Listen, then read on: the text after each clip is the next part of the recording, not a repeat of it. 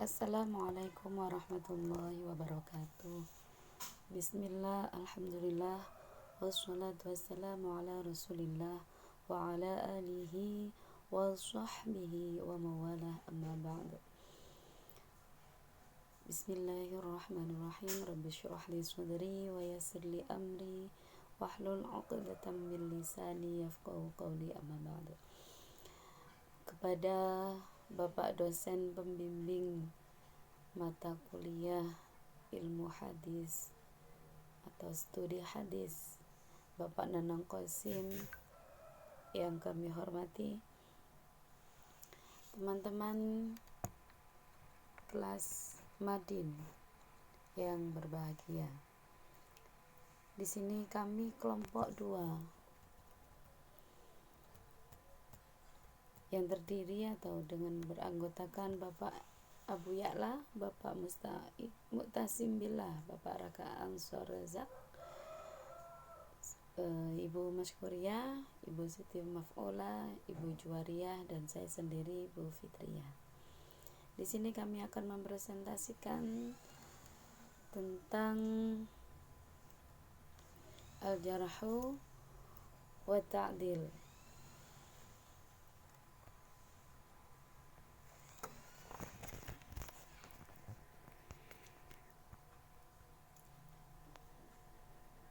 Di sini pentingnya ilmu hadis kita pelajari secara bahasaan atau ke bahasa, berarti ilmu tentang hadis. Secara etimologi, yakni ilmu pengetahuan yang membicarakan cara-cara persambungan hadis sampai kepada Rasulullah SAW. Dari segi hal ikhwal para rawinya yang menyangkut ke dhobitan dan keadilannya, dari bersambung dan terputusnya sanad dan sebagainya. Secara garis besar, ulama hadis mengelompokkan ilmu hadis tersebut ke dalam 2 bidang pokok, yakni ilmu hadis riwayatan, ilmu hadis dirayah. Ilmu hadis riwayah adalah ilmu yang membahas ucapan-ucapan dan perbuatan-perbuatan Nabi Sallallahu Alaihi Wasallam, periwayatannya, pencatatannya, dan penelitiannya, baik dalam lafaz-lafaznya.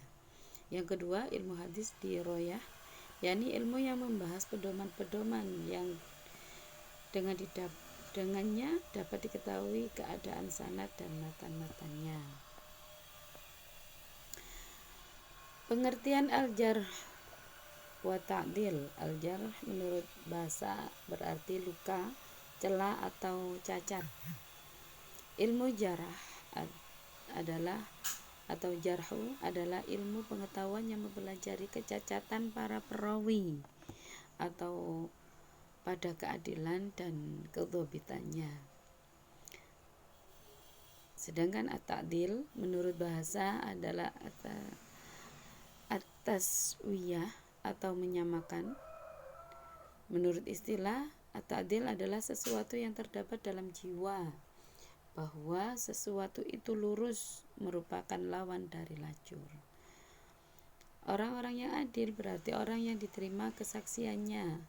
Ta'dil pada diri seseorang berarti menilainya positif. Secara terminologi, al-adl berarti orang yang tidak memiliki sifat yang mencacatkan agama dan keperawiannya.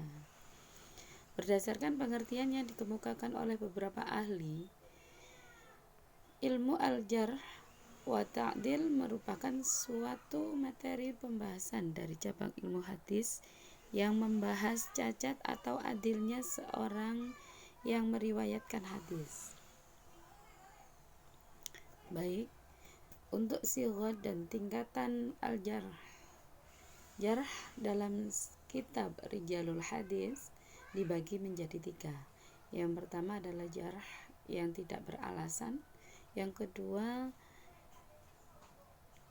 jarh yang tidak diterangkan apa penyebabnya, si rawi tercela, atau yang tidak diterangkan sebabnya. Yang ketiga, al-jarh yang disebut atau sebabnya diketahui. Ibnu Abi Hatim dalam kitabnya Al-Jarh wa Ta'dil Awalnya hanya membagi tingkatan jarh dan ta'dil ini masing-masing ke dalam 4 tingkatan saja. Beliau menyertakan pula penjelasan hukum dari masing-masing tingkatan tersebut. Kemudian para ulama hadis setelah beliau menambahkan 2 tingkatan lagi sehingga menjadi 6 tingkatan. Tingkatan al-jarh yang dimaksud adalah yang pertama, penilaian yang menunjukkan keterlaluan dalam berdusta, dan ini merupakan tingkatan paling buruk. Yang kedua, penilaian yang menunjukkan seorang perawi berdusta atau memalsukan hadis dan sebagainya. Ketiga, penilaian yang menunjukkan tuduhan pembohong atau pemalsu hadis.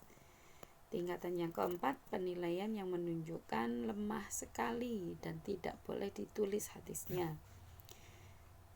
Tingkat al-jarhu yang kelima, yakni penilaian yang menunjukkan secara tegas bahwa seorang perawi tidak dapat dijadikan hujjah atau dinilai lemah atau buruk hafalan dan yang serupa.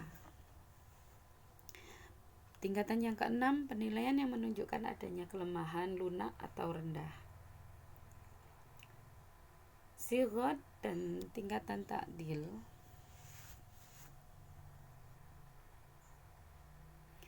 Penilaian yang menggunakan bentuk superlatif atau mubalaghah dalam pensiqaannya atau ungkapan yang menggunakan wazan af'alan.